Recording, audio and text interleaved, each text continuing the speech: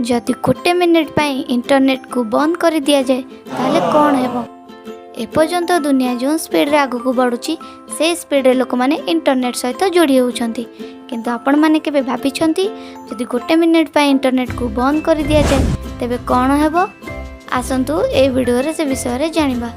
समस्त को यह लागुथिबो जे एटा सेमति किछि खास कथा नुहे, किंतु आपण माने भूल भाबुछंती। जदि गोटे मिनिट पाई इंटरनेट को बंद कर दिया जाए तेबे बहुत किछि असुविधा होइजिबो।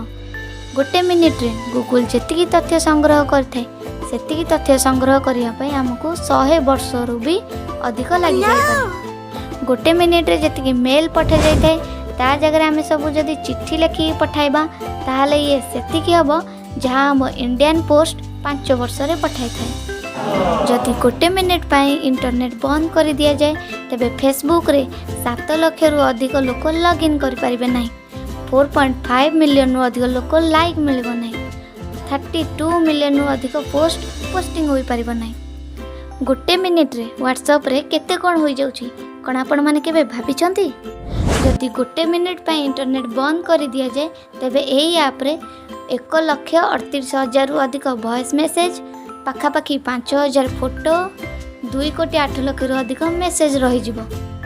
गोटे मिनिट पाई इंटरनेट बंद करबा द्वारा यूट्यूब रो 2,07,00,000 रु अधिक, फेसबुक रे पाखापाखि 23 लाख एवं नॉन कैश ट्रांजैक्शन रो 5 कोटी आ ग्लोबल स्टॉक एक्सचेंज रो 1,072 कोटी रु अधिक ट्रांजैक्शन होई परिबो नै। तेणु यही सब असुविधा को आखिरे रखी आम इंटरनेट सुविधा को धन्यवाद जणाइबा, जहाँद्वारा कि आमर जीवन बहुत सहज हो पारिछि।